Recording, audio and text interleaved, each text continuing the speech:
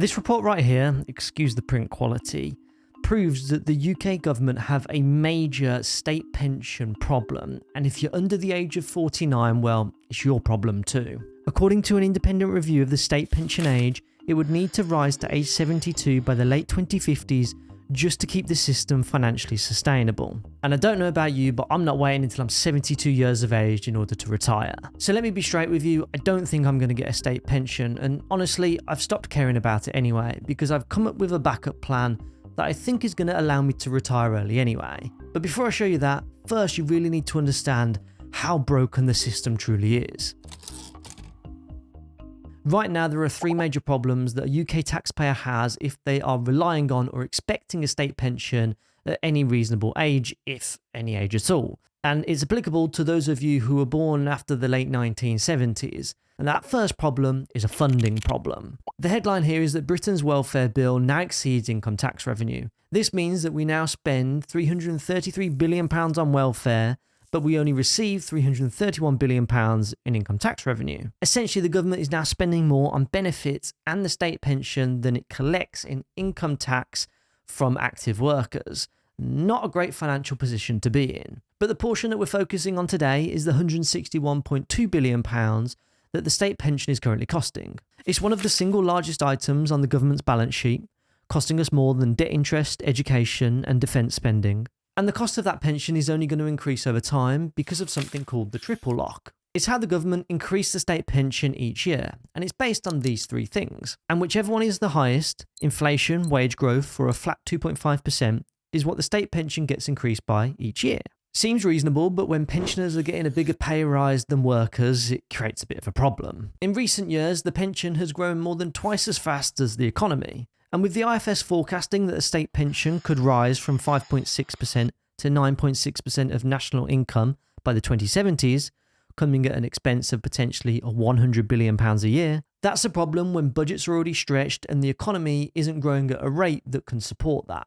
Experts say it's fiscally unsustainable, and that's just the money problem. Actually, there's also a second problem that's perhaps just as big, and that's a demographics problem. This isn't anybody's fault, but it does present some challenges. Check out the green line on this chart. It shows the percentage of the adult population over the age of 65, and look at the trajectory that it's on. It means there is a higher percentage of people getting to pensionable age, meaning more people are becoming entitled to that state pension. When we look at something called the old age dependency ratio, which is the number of people aged 65 and over per 100 working age people, so this is working people that we're talking about now, not just people on the whole, this is also going to increase by over 10% in the next decade and a half. It means there's fewer taxpayers but more money being paid out for the state pension. And just to be clear, that's not me saying that you shouldn't get a state pension. In my opinion, I think we should all be entitled to a state pension, especially for those of us who have contributed to the system our whole working life, which I'm sure is probably most people watching this video.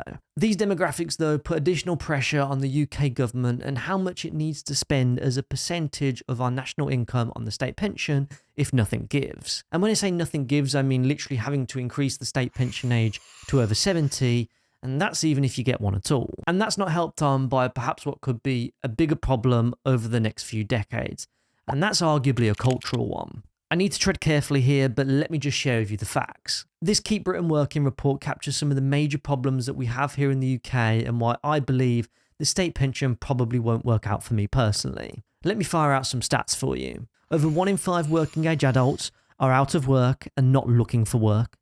2.8 million people are economically inactive due to health conditions, with another 600,000 forecasted by 2030. A 22-year-old leaving work due to ill health can lose £1 million in lifetime earnings. Employers are experiencing sickness absence at a 15-year high, costing £85 billion annually. The UK government points out unsustainable costs of £212 billion a year through lost output, additional welfare payments, and increased NHS burden. For what it's worth, here are my 2 cents on this. There are people here in this country that have genuine health struggles, and when life kicks you to the curb, as it invariably does, I feel as a nation we have a duty to support those who are most in need. But we do also have to be honest about the incentives at play here and what kind of behaviour that also facilitates. To me, when I read headlines like this, I don't really understand how it's possible that somebody can be financially better off through state-funded benefits to remain unemployed, rather than to re-enter the workforce. As a system replicated at scale, that just cannot work and cannot be financially viable over the long term. It's like we've built and facilitated a culture where perhaps in some circumstances it's too easy to take from the system, and those kinds of people don't want to contribute to it. Where, let's just be honest, those kinds of people have made a rational economic decision that it's easier to take than participate. Let's think about what that means in practice for a moment. Fewer and fewer working people, which means lower and lower tax revenues for the UK government, for a state pension that's becoming ever more expensive, in a country that's already absolutely drowning in debt. And even when considering all of that, even for those who have contributed to the system for their whole life, according to the Retirement Living Standards report, the state pension isn't enough anyway. There are 3 tiers of living standards that have been listed: minimum, moderate, and comfortable, and the annual income requirements for each, along with the details of the lifestyle that you'll get for that too. The minimum living is pretty basic. Having no car stands out for me the most. I mean, how would you even get on your 7-day UK holiday if you didn't have a car to be able to take you there?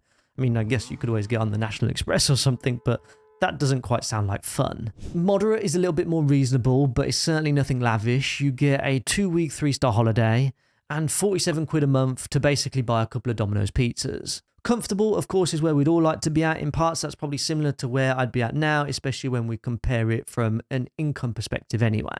Now, I don't really do takeaways. I don't really spend too much on clothes either, but I would be more than happy with a 2-week 4-star holiday in the Med, and the 3-year-old car, which they've said I could have, would actually be an upgrade from the 5-year-old car I've got sat on the drive at the moment with a dead bloody battery. And I'd also have enough money for what looks like a whole Domino's pizza party once a week too. I mean, I don't know who in the right mind is spending 91 quid a week on takeaways, but there you go.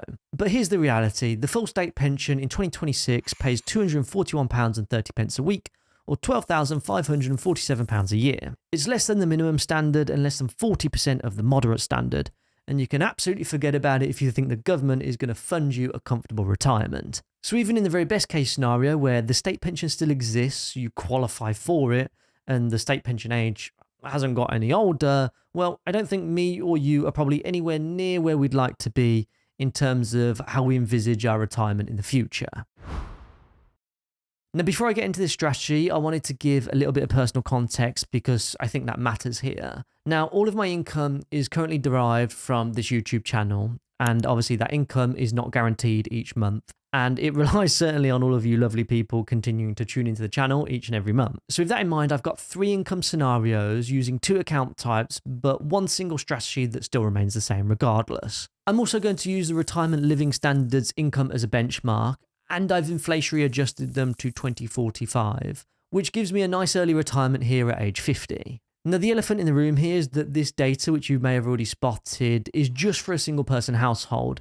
Now, I have a beautiful wife, which I don't plan on divorcing anytime soon, but I just wanted to reference that because I'm only going to be looking at my own income situation to ensure that we're still comparing apples with apples here. So to begin with, let me share with you an account which sole purpose is to get me to retire by age 50, and that's the Stocks and Shares ISA. It's probably one of the single most underused and underrated financial tools that we have here in the UK, but it allows you to obtain tax-free growth, tax-free withdrawal, no minimum age to access it, and it gives me total flexibility of my money. As of right now, I have 2 accounts with a combined value of £116,300. And if I were to grow these accounts at what I'm going to call a minimum, moderate and comfortable level of contribution, given my income isn't guaranteed and all that, using a 7% rate of return, by 2045, here is what my stocks ISA could look like. Now, I've got to be honest, we're talking some big numbers now on screen, but you may be surprised to know that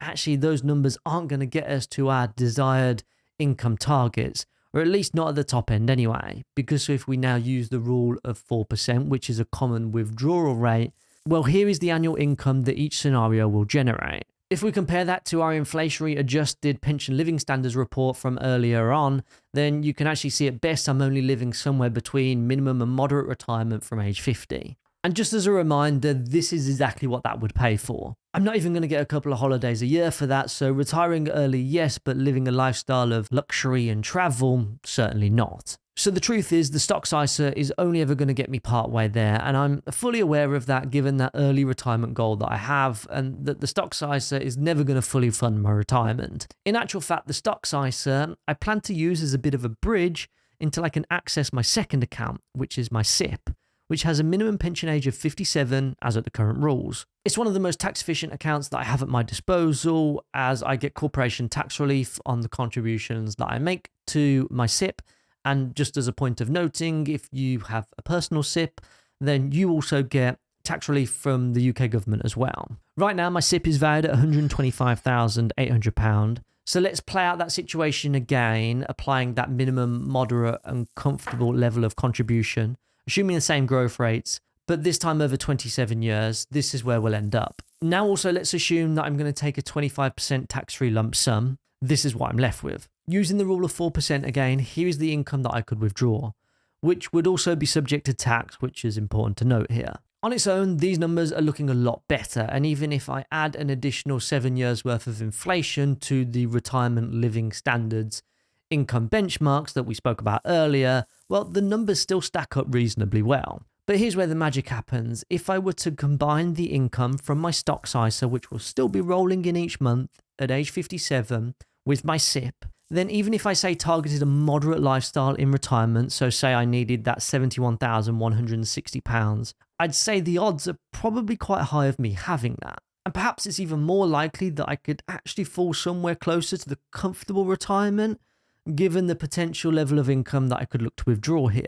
I hope what this demonstrates is that I could definitely look to retire early with this plan, but it's not going to be easy. I'll have to say dead consistent with my contributions over the next 20 years, and even at age 50 to age 57, I may even have to be a little bit frugal if this is something that I really want to do until the income from my SIP is going to kick in. And for full transparency, I do also have an investment property as well, which I've not included within the numbers today, but hopefully that will also give me an additional level of income during retirement too. But when we live in a country where only half of Brits think the state pension will be available for everyone when they retire, having a reasonably good standard of living and retiring early is a lifestyle that I would certainly love to live. And look, even if I don't reach some of those contribution milestones, or perhaps the stock market doesn't provide the rates of returns I've set out in this example, let's just be honest, I don't want to be the richest bloke in the graveyard. So if I do have to curb a little bit of spending during my retirement years so I can retire early and on my own terms,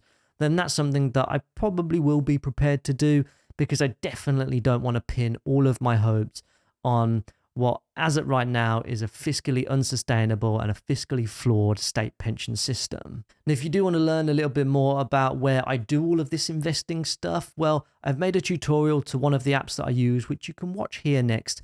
That being said, I'll see you over in the next one.